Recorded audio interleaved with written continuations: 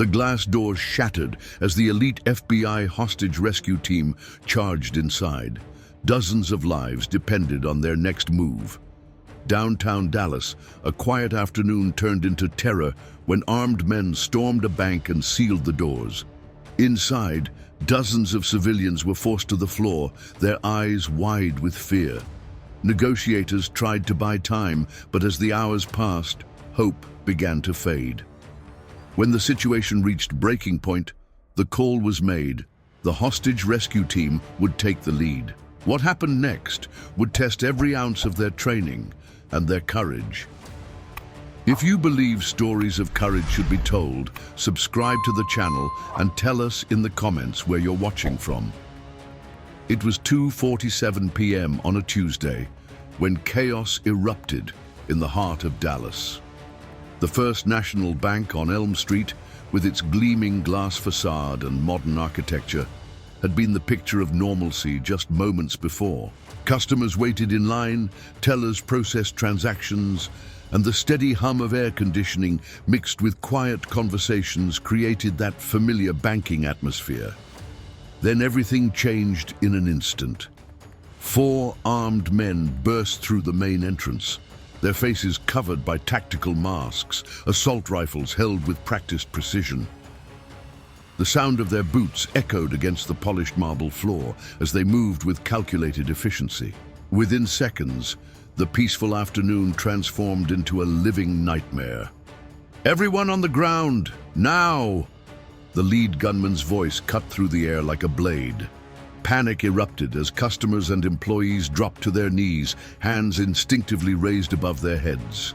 A young mother clutched her toddler closer to her chest, tears streaming down her face. An elderly man with a walking cane struggled to lower himself, his hands trembling with fear and age. The bank's security guard, a veteran named Rodriguez, reached for his weapon, but froze when he found 3 rifle barrels trained on him. His eyes met those of a terrified teller behind the counter, Sarah, a college student working part-time. In that moment, he made the hardest decision of his career. He slowly placed his hands behind his head and joined the others on the floor. Outside, the first patrol car arrived within minutes, its sirens wailing as it screeched to a halt. Officer Martinez stepped out cautiously, speaking into his radio. "Central, we have a confirmed hostage situation at First National on Elm. Multiple subjects, unknown number of civilians inside, requesting backup and supervisor." The afternoon sun cast long shadows across the street as more police vehicles surrounded the building. The bank's glass walls, which had once represented openness and trust, now felt like prison bars trapping dozens of innocent people inside. From the street, officers could see figures moving inside, armed men pacing between the rows of hostages who lay face down on the cold marble floor. Detective Sarah Chen, the first supervisor on scene, surveyed the building through binoculars. She could make out at least 30 civilians inside, maybe more, employees, customers, even a few children. The armed subjects had positioned themselves strategically. One by the main entrance, another near the teller stations, and at least 2 more covering the interior. The bank's automatic doors had been disabled, sealed shut, with what appeared to be metal bars wedged between the handles. The emergency exits showed similar modifications. These weren't desperate criminals acting on impulse. This was planned, methodical.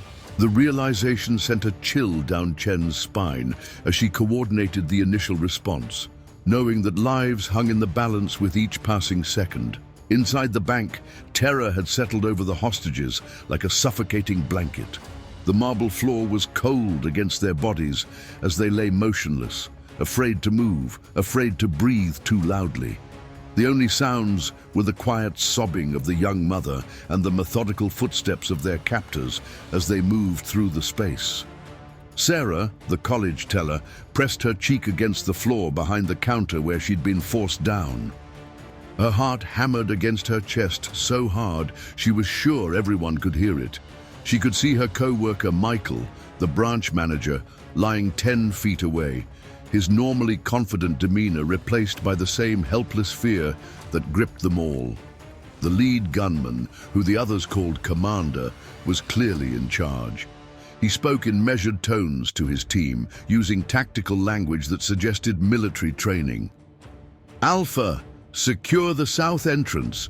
Beta, maintain overwatch on the civilians. Charlie, establish our perimeter sensors. A businessman in a tailored suit, who had been making a deposit when the attack began, tried to catch the eye of his wife, who was lying near the customer service area. She had been filling out loan paperwork when their normal Tuesday afternoon became a nightmare. He wanted to comfort her somehow, but any movement drew immediate attention from the gunman. The elderly gentleman with the walking cane, Mr. Patterson, struggled with his breathing. Years of medication and a recent heart procedure made lying on the hard floor increasingly difficult. Sarah noticed his distress from her position behind the counter and felt helpless to assist him. She caught the eye of Officer Rodriguez, the security guard, who was watching the old man with growing concern. Near the entrance, a teenager named Jake had been making his first bank deposit from his summer job when the gunman entered. Now he lay frozen, his phone still clutched in his hand, though he dared not use it. The screen showed 17 missed calls from his mother, who had probably heard about the situation on the news by now. The gunman moved with practiced efficiency, checking sight lines and establishing fields of fire. They weren't interested in the bank's money. The vault remained untouched. This was something else entirely. Commander spoke quietly into a radio device, coordinating with someone outside the building, someone the police didn't know about yet. The afternoon sun streaming through the glass walls created an almost surreal atmosphere, casting shadows of the hostages across the floor like dark omens. Outside, the police presence was growing, but from inside, the officers looked impossibly distant, separated by glass that might as well have been steel. A soft whimper from the toddler broke the silence. His mother quickly shushed him, terror evident in her eyes, as one of the gunmen turned their direction. The child didn't understand why everyone was lying down, why his mother was crying, why these scary men had such loud voices. The bank's air conditioning continued its steady hum, indifferent to the human drama unfolding below. Time seemed frozen, each second stretching into eternity as the hostages wondered if they would see another sunset, if they would hold their families again, if help would come before it was too late. Detective Chen coordinated with the FBI field office as negotiation specialists arrived on scene. The bank had become the center of the expanding perimeter, with Dallas PD, federal agents, and tactical units establishing a command post across the street. News helicopters circled overhead while reporters maintained a respectful distance, their cameras capturing the tense standoff. Agent Marcus Williams, the FBI's lead negotiator, studied the building layout on his tablet while establishing phone contact with the subjects inside. Years of experience had taught him to read between the lines of every conversation, to find the psychological keys that might unlock a peaceful resolution. Commander, this is Agent Williams with the FBI. I'm here to talk, to make sure everyone stays safe today. His voice was calm, measured, deliberately non-threatening as he spoke into the negotiation phone that had been connected to the bank's landline system. The response came after a long pause. Agent Williams, your presence here is noted. We have 34 civilians and 3 bank employees.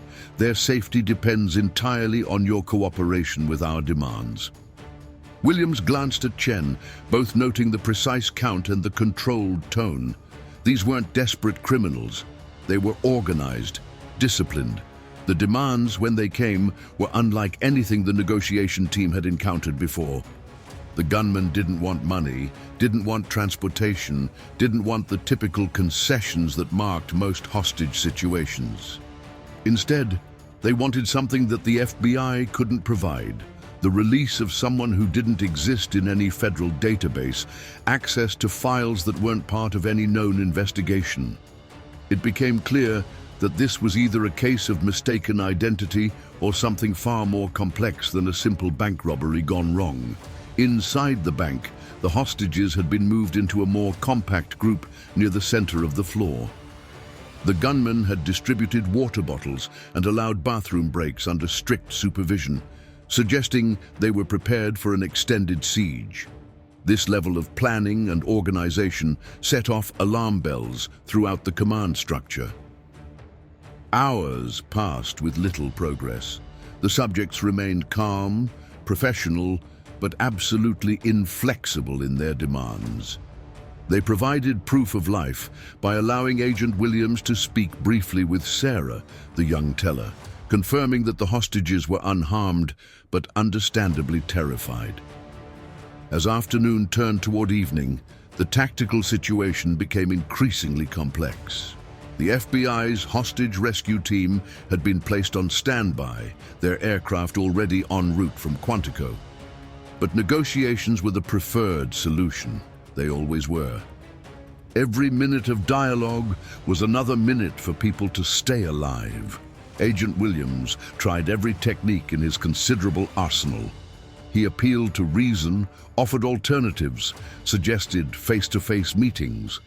But the subjects remained focused on their impossible demands. They seemed to believe that the FBI was withholding something, that these people and files existed somewhere in the federal system. The breakthrough came when one of the subjects made an offhand reference that sent chills through the intelligence analysts monitoring the call. The names they were demanding, the files they sought, they were connected to a classified operation from 15 years earlier. Someone had given these men information that should have been buried forever, information that suggested this was far more than a simple hostage situation. As the sun began to set over Dallas, Agent Williams realized that negotiation might not be enough. The subjects weren't going to be convinced that their demands were impossible to meet. They believed, with absolute certainty, that the FBI was lying to them. And with that realization came another, more terrifying possibility. They might be willing to prove their point at the cost of innocent lives. The call was made to Quantico. The hostage rescue team's ETA was 90 minutes. Every second would count. The distinctive sound of rotors cutting through the evening air announced their arrival before they could be seen. 2 black helicopters appeared on the horizon, flying low and fast toward the Dallas skyline.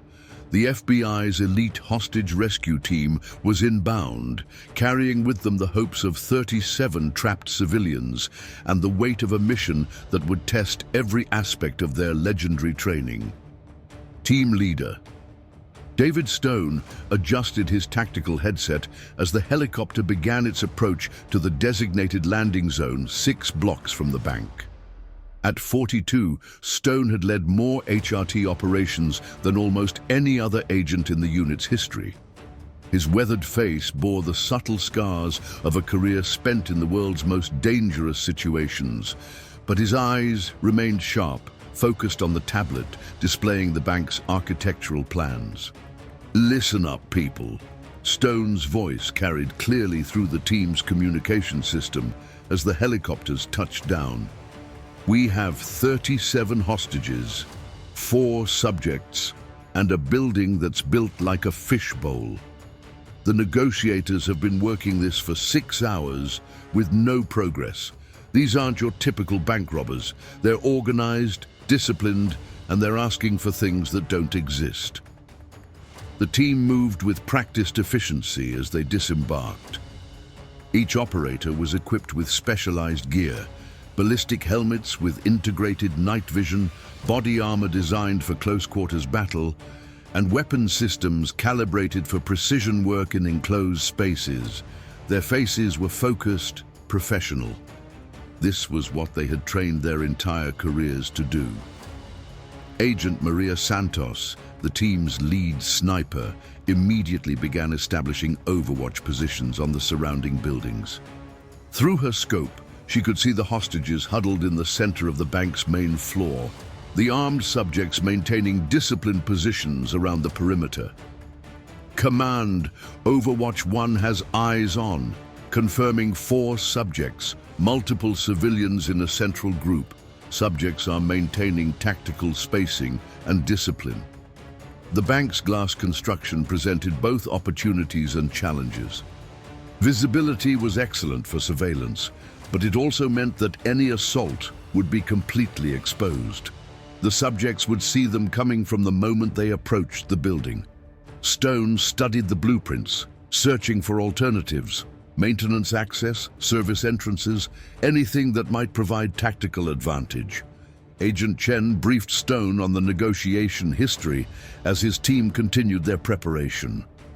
The subjects had remained calm, but inflexible, their demands centering around classified materials that didn't officially exist.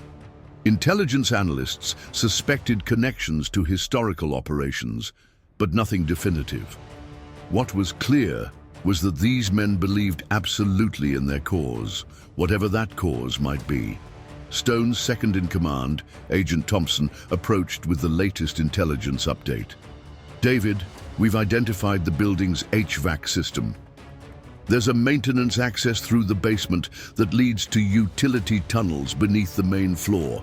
It's tight, but we could potentially establish a secondary approach vector. The tactical planning session continued as darkness settled over Dallas. Every detail mattered. The type of glass in the windows, the thickness of the walls, the positioning of structural supports that could provide cover. The hostages' exact location, the subjects' weapons and positioning, even the bank's lighting system became critical factors in developing an assault plan. Meanwhile, Agent Williams continued his dialogue with the subjects, buying time while the HRT finalized their approach. The conversations had taken on a different tone. The subjects seemed to sense that patience was running out, that decisions were being made beyond the scope of negotiation. Inside the bank, the hostages could see the increased activity outside. Police lights painted the glass walls in alternating red and blue, while shadowy figures moved with purpose between the vehicles. Hope began to stir among the frightened civilians, tempered by the knowledge that their ordeal was far from over. Stone completed his final equipment check and gathered his team for the mission briefing. In 90 minutes, when the sun had fully set and darkness provided some concealment, they would move. 37 lives depended on their precision, their training, and their courage. There would be no room for error. The FBI command post had transformed into a high-tech nerve center as the hostage rescue team finalized their assault plan. Multiple screens displayed real-time surveillance feeds, architectural blueprints, and tactical overlays, while analysts provided constant updates on the subject's movements and positions inside the bank. Agent Stone stood before a detailed scale model of the bank building, pointing out key elements to his 8-member team. Primary entry will be through the main glass doors using shaped charges for simultaneous breach. Team Alpha, Thompson, Rodriguez, Martinez, you'll flow left and establish fire superiority on subjects 1 and 2. Team Bravo, Santos, Chen, Williams, right side, subjects 3 and 4. The plan had evolved through multiple iterations, each refinement designed to minimize risk to the hostages while maximizing tactical advantage. The bank's open floor plan worked in their favor. Clear sightlines and minimal cover for the subjects. But that same openness also meant the hostages were exposed to potential crossfire. Agent Santos, monitoring her Overwatch position, provided continuous updates. Command, Overwatch. Subjects are maintaining their positions. Lead subject is conducting regular communications checks, suggesting external coordination. Hostages appear to be in stable condition, though several show signs of fatigue and stress. The technical specialists had spent hours analyzing the bank's glass construction.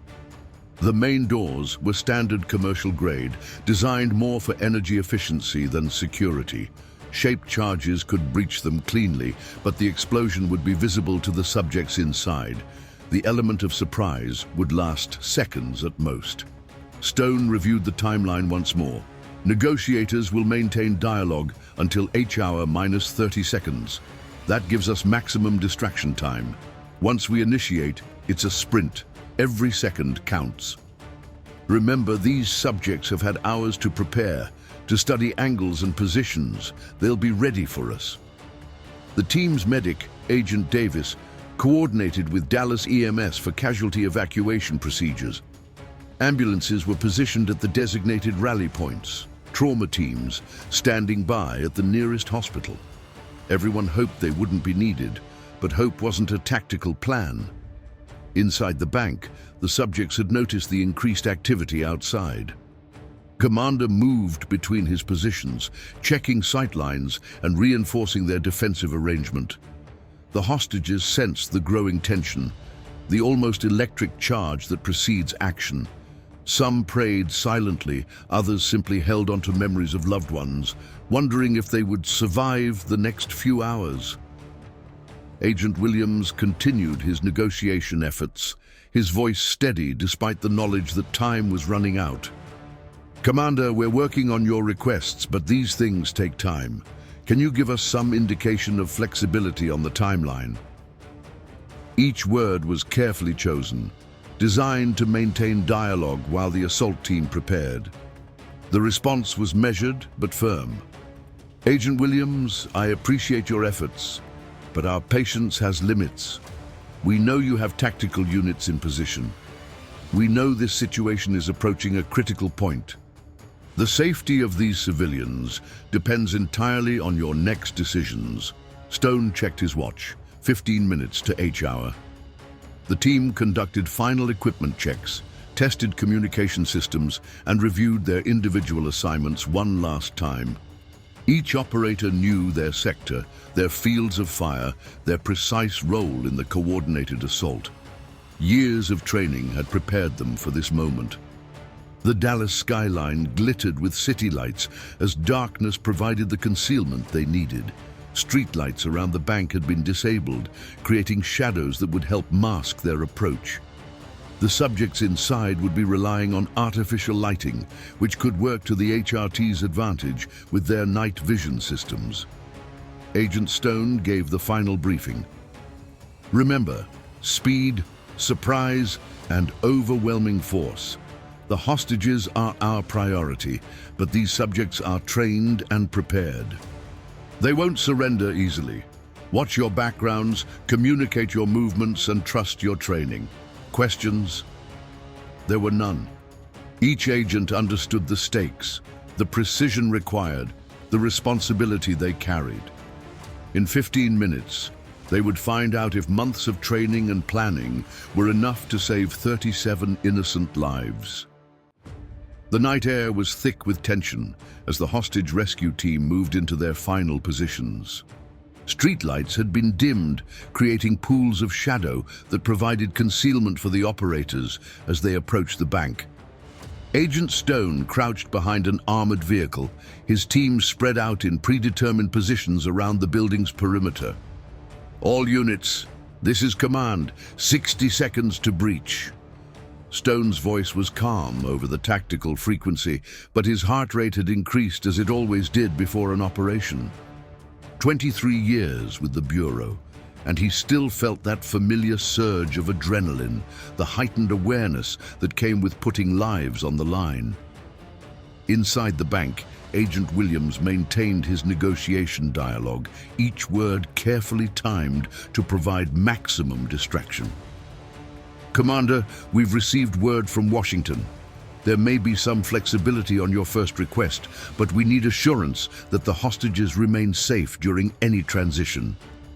The subjects had grown more vigilant as the evening progressed, their training evident in how they adjusted positions and maintained overlapping fields of fire. Commander periodically checked his watch and the activity outside, clearly aware that negotiations were reaching their limit. 30 seconds, Stone whispered into his microphone. Around the building, 8 of the FBI's most elite operators prepared for what they had trained years to execute. Each carried specialized equipment, ballistic shields, flashbang grenades, precision weapons designed for close-quarters combat in populated environments. Agent Santos, maintaining overwatch from the building across the street, provided final intelligence. All subjects remain in position. Hostages are grouped center floor, approximately 15 feet from the main entrance. Wind is calm, visibility optimal with night vision. Down, the shaped charges were positioned against the bank's main glass doors by specialists who had approached under cover of darkness. The explosive devices were designed to shatter the glass cleanly while minimizing secondary fragmentation that might endanger the hostages inside. 10 seconds. Stone's team tensed, each operator visualizing their entry route, their assigned sector, the split-second decisions they would need to make once inside. The hostages' faces were visible through the glass, frightened civilians who had no choice but to trust that these strangers would risk everything to save them. 5 seconds. Agent Williams maintained his conversation with Commander, his voice steady despite knowing what was about to happen. The subjects inside had no idea that their world was about to explode into chaos. Execute, execute, execute. The shaped charges detonated simultaneously, the glass doors disintegrating in a shower of fragments that caught the overhead lights like falling stars. The sound was tremendous, a sharp crack followed by the musical crash of glass hitting marble. Smoke and dust filled the entrance as the HRT operators moved. Stone led the charge through the shattered opening, his night vision gear cutting through the smoke and debris. FBI, get down! Everyone on the ground! The team flowed through the breach like water, each operator moving to their assigned sector with mechanical precision. The subjects reacted faster than expected, their military training evident as they immediately returned fire. Muzzle flashes lit up the bank's interior like lightning, the sharp crack of rifle fire mixing with shouted commands and the screams of terrified hostages. Agent Thompson dove left, seeking cover behind a marble pillar as rounds impacted around him. He could see Subject 2 raising his weapon toward the hostages, and Thompson made the split-second decision that would define the next few seconds. His precision shot took the subject down before he could fire into the group of civilians. "Hostages secure," Agent Rodriguez called out as he reached the group of civilians, his body armor and ballistic shield providing protection as he shepherded them toward the exit. The young mother clutched her toddler, tears streaming down her face as she realized that rescue had finally arrived. But the battle was far from over. Commander and his remaining team members had established defensive positions and were fighting with the disciplined fire control of trained professionals. This wasn't a surrender, it was a last stand.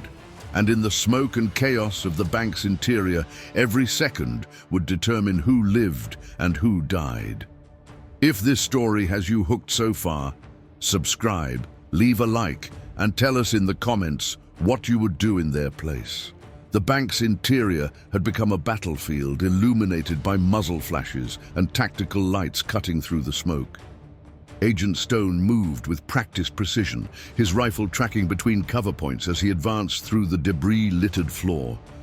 The sound of gunfire echoed off the marble walls, creating a disorienting acoustic maze that challenged even the most experienced operators. "Contact left," Agent Martinez's voice crackled over the tactical frequency as he engaged Subject 3, who had taken position behind the customer service counter. The subject was firing controlled bursts, his military training evident in his disciplined approach to the gunfight. Each shot was carefully aimed, each movement calculated to maximize cover and concealment. The hostages had become the center of a protective formation as Agents Rodriguez and Chen worked to shield them from the crossfire. "Stay down! Keep your heads down!" Rodriguez shouted over the gunfire, his ballistic shield deflecting fragments of marble and glass that flew through the air with each impact. Sarah, the young teller, pressed herself against the floor as chaos erupted around her. She could see Agent Santos moving with fluid grace between cover points, the FBI operator's night vision equipment giving her a significant advantage in the smoke-filled environment. The professional precision of the rescue team was both terrifying and reassuring. These people knew exactly what they were doing. Commander had positioned himself near the vault area, using the reinforced concrete structure as cover while maintaining fields of fire toward the entrance. His tactical radio crackled with transmissions, but whatever support he had been expecting wasn't coming. The realization seemed to fuel his determination rather than break it. Agent Thompson flanked wide right, using the smoke as concealment while he worked to establish a position that would give him a clear shot on Commander. The subject was well trained, maintaining proper tactical spacing from his remaining team members and covering the most dangerous approach routes. The elderly man, Mr. Patterson, struggled with his breathing as the smoke and stress combined to aggravate his heart condition. Agent Davis, the team medic, noticed his distress and began working his way toward the hostages, his medical kit ready despite the ongoing firefight. "Flash out!" Agent Williams called as he prepared to deploy a stun grenade towards Subject 3's position. The warning gave his teammates precious seconds to protect their vision before the device detonated with blinding intensity. The flash and concussion temporarily disrupted the subject's defensive fire, creating the opening Martinez needed. The tactical lights mounted on the operator's weapons carved brilliant beams through the smoky air, creating an almost surreal light show as they tracked between targets. The bank's emergency lighting had activated, casting everything in stark red illumination that added to the chaos and confusion. Jake, the teenager who had been making his deposit when the siege began, found himself next to the businessman and his wife. All three pressed themselves against the cold marble as FBI agents formed a protective barrier around the hostage group. The sound of spent brass hitting the floor, mixed with shouted commands and the ongoing crack of rifle fire. Agent Santos, maintaining her overwatch position, provided continuous updates to the assault team. "Command, Overwatch, Subject 4 is moving toward the vault area, attempting to link up with the leader. Subject 3 appears to be wounded but still fighting from the customer service area." The smoke was beginning to clear, revealing the devastation inside what had been a peaceful bank just minutes earlier. Broken glass covered every surface, bullet holes pocked the marble walls, and the acrid smell of cordite filled the air. But through it all, the FBI operators continued their methodical advance, their training and discipline beginning to overcome the subject's defensive positions. Stone could see that the tide was turning. The subjects were skilled, but they were outnumbered and outgunned by operators who had trained for exactly this scenario. The question now wasn't whether the HRT would prevail, but whether they could do so before any of the hostages were injured in the crossfire. Agent Stone recognized the critical moment when momentum shifted decisively in their favor. Subject 3 had been neutralized by Agent Martinez, while Subject 4 was pinned down behind the vault door by coordinated fire from multiple operators.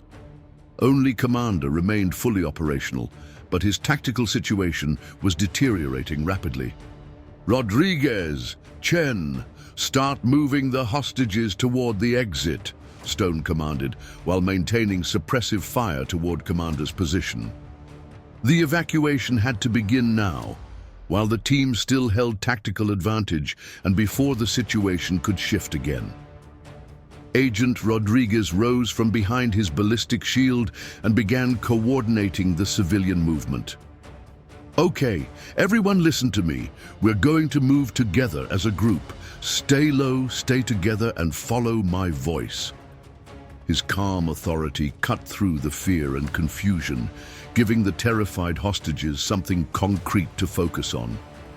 The young mother with her toddler was the first to respond, clutching her child as she prepared to move. The businessman helped his wife to her feet, while Jake stayed close to Mr. Patterson, ready to assist the elderly man who was struggling with the stress and smoke. Sarah, the bank teller, found herself next to Michael, the branch manager. Both had been through an ordeal that would change them forever, but they were alive, and rescue was finally at hand. "Stay with me," Sarah whispered to an elderly woman customer who seemed disoriented by the chaos. Agent Chen provided cover as the hostages began their movement toward the shattered main entrance. Her weapon remained trained on potential threat areas, while Rodriguez guided the civilians through the debris field. Glass crunched under their feet as they moved, the sound almost musical after hours of terror. Commander made his final tactical decision, breaking cover in an attempt to reach the hostage group before they could escape. It was a desperate move, born of whatever ideology had driven this entire operation. But Agent Stone had anticipated this exact scenario. "Target moving!" Stone called out as he adjusted his aim. The shot was precise, professional, and final. Commander's weapon clattered across the marble floor as the last subject was neutralized, ending the armed resistance inside the bank. Agent Santos confirmed from Overwatch, "All subjects down. All subjects down. Building secure." The sudden silence was almost as jarring as the gunfire had been. After hours of tension and minutes of intense combat, the bank fell quiet, except for the sound of emergency sirens outside and the quiet sobbing of relieved hostages. Agent Davis immediately moved to provide medical assistance, checking each hostage for injuries while coordinating with the EMS teams positioned outside. Mr. Patterson received oxygen and cardiac monitoring, while several other hostages were treated for minor cuts from glass fragments and stress-related symptoms. Stone conducted a methodical sweep of the building to ensure no additional threats remained hidden. The vault was clear, the offices were empty, and the basement showed no signs of other subjects. The four-man team had been operating alone, their external support apparently limited to intelligence rather than tactical backup. Outside, Dallas EMS took custody of the hostages, providing medical evaluation and psychological support. FBI evidence teams began the complex process of documenting the scene, while Agent Williams started the debriefing process that would help analysts understand how and why this operation had been planned. The young mother held her toddler close as paramedics checked them both, whispering reassurances that the scary men were gone, that they were safe now. Jake called his mother, his voice shaking as he tried to explain that he was okay, that it was over. Agent Stone removed his tactical helmet and surveyed the scene. 37 hostages had entered the bank that morning as ordinary citizens going about their daily business. They were leaving as survivors, forever changed by their experience, but alive because 8 FBI operators had been willing to risk everything to save them. The mission was successful, but Stone knew that the real work was just beginning. Questions remained about the subjects' motivations, their intelligence sources, and whether this represented an isolated incident or part of a larger threat. But for now, it was enough that everyone was going home. Agent Stone led his team through the systematic clearing operation that marked the end of any tactical situation. Every corner, every office, every possible hiding spot had to be visually confirmed clear before the building could be declared secure. The methodical process was as much about ensuring no additional threats remained as it was about preserving the crime scene for investigation. The bank's interior told the story of a brief but intense battle. Bullet holes pocked the marble walls in tight groupings that spoke to the subject's training and discipline.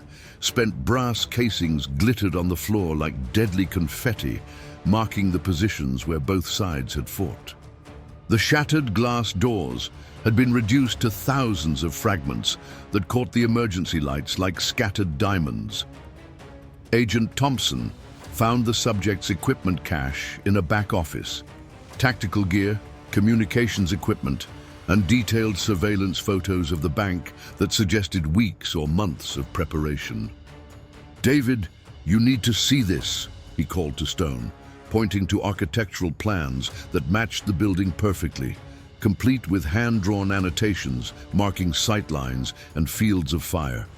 The FBI evidence teams arrived and began their meticulous work, photographing every detail and cataloging every piece of evidence.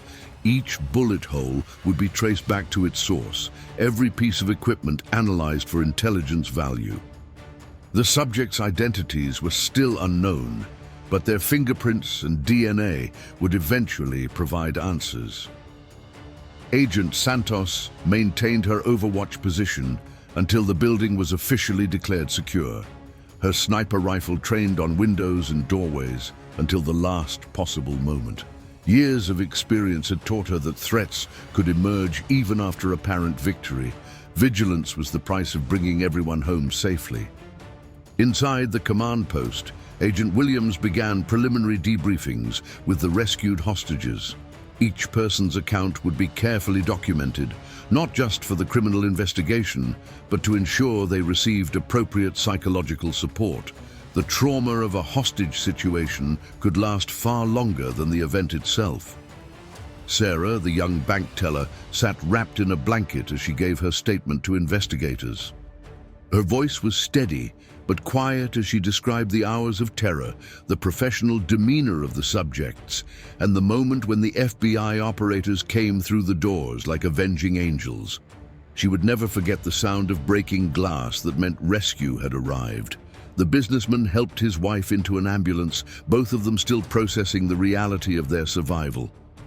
They had been planning a vacation that morning, discussing retirement accounts and college funds for their children.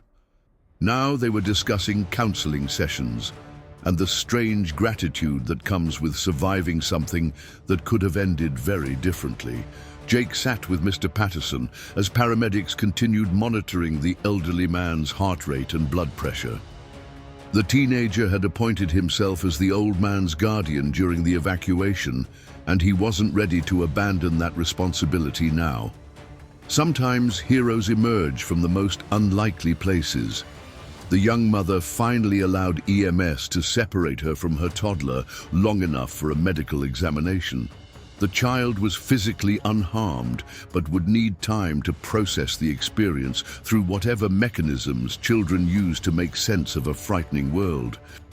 Agent Stone conducted his own debriefing with the tactical team, reviewing their performance and identifying lessons learned that might improve future operations. The successful rescue would become a case study at the FBI Academy, another example of training and teamwork overcoming impossible odds. The Dallas skyline had returned to normal as the last of the emergency vehicles departed the scene. The bank would remain a crime scene for days while investigators completed their work, but the immediate crisis was over. 37 people would go home to their families because 8 FBI operators had been willing to risk their lives for strangers. Stone looked back at the building one final time before departing. Tomorrow there would be reports to write, briefings to attend, and analysis to complete. But tonight, the mission was accomplished. Everyone who walked into that bank as a hostage had walked out as a survivor.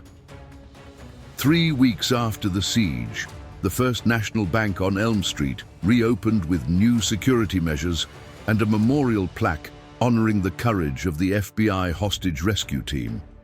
The investigation had revealed that the subjects were members of a domestic extremist group who had believed, incorrectly, that the federal government was hiding classified information about their imprisoned leader. Sarah returned to work at the bank, though she now served in a different capacity, helping train other tellers in recognizing potential security threats. The experience had changed her perspective on her role and her responsibility to protect customers. She kept a small American flag on her desk, a reminder of the agents who had risked everything to save her. Agent Stone received a commendation for his leadership during the operation, though he was quick to point out that the success belonged to the entire team. The HRT had demonstrated once again why they were considered the finest tactical unit in federal law enforcement. Their precision, training, and courage had prevented what could have been a tragedy of immense proportions. The young mother and her toddler attended a private ceremony where they met the agents who had rescued them. The child, too young to fully understand what had happened, presented Agent Rodriguez with a crayon drawing of the good guys with the big shields. The simple gesture moved the veteran operator more than any official recognition could have. Jake started college that fall with a new appreciation for the people who stand between civilians and danger. He changed his major to criminal justice, inspired by the professionalism and courage he had witnessed firsthand. His application essay described the moment when he realized that heroes weren't fictional characters. They were real people who chose to serve others. Mr. Patterson made a full recovery from his stress-induced cardiac episode, though his family insisted he avoid downtown banks for his future transactions. He sent handwritten thank you letters to each member of the HRT, his careful penmanship expressing gratitude that transcended simple words. At 83 years old, he had been given the gift of more time with his grandchildren. The businessman and his wife established a scholarship fund for children of first responders, their way of honoring the agents who had saved their lives. Their vacation plans, delayed by weeks of counseling and recovery, eventually took them to Washington, D.C., where they visited the FBI Academy and met other members of the hostage rescue team. Agent Williams continued his work as a negotiator, though the Dallas case reminded him why tactical solutions sometimes became necessary. His final conversation with Commander had revealed a man completely convinced of his cause, unwilling to consider that his information might be wrong. Some situations couldn't be talked through. They required the courage of operators willing to act. The investigation eventually revealed the full scope of the extremist group's planning. They had spent 18 months preparing for the operation, believing they could force the federal government to acknowledge conspiracies that existed only in their minds. Their elaborate preparation had been based on fundamentally flawed intelligence, making their dedication both impressive and tragic. Agent Santos returned to her training duties at Quantico, where she used the Dallas operation as a teaching example for new HRT candidates. The successful mission demonstrated the importance of patience, precision, and teamwork in high-stakes situations. Every shot had to count when innocent lives hung in the balance. The bank's security guard, Officer Rodriguez, received a civilian award for his restraint and courage during the siege. His decision not to draw his weapon when outnumbered had prevented an early escalation that could have resulted in civilian casualties. Sometimes the bravest action was knowing when not to act. Michael, the branch manager, worked with federal authorities to implement new security protocols that would help identify potential threats before they developed into full-blown crises. The banking industry learned valuable lessons about balancing accessibility with security in an increasingly complex world. 6 months later, Agent Stone received a package with no return address. Inside was a photo of a graduation ceremony, Jake receiving his associate degree in criminal justice. On the back, someone had written, "Thank you for showing me what courage looks like." Stone smiled and added the photo to his office wall, alongside dozens of other reminders of why he chose to serve. The Dallas skyline continued its daily rhythm of commerce and life, most citizens unaware of how close they had come to experiencing a tragedy that would have shaken the entire city. But for 37 people, every sunrise was a reminder of the agents who had stepped between them and death, who had chosen courage when courage was needed most. The FBI hostage rescue team returned to their training and their readiness, knowing that somewhere another crisis was developing, another group of innocent people would need their protection. They would be ready, as they always were, because courage isn't a choice. it's a calling. If this story moved you, subscribe, turn on the bell, and share your thoughts in the comments.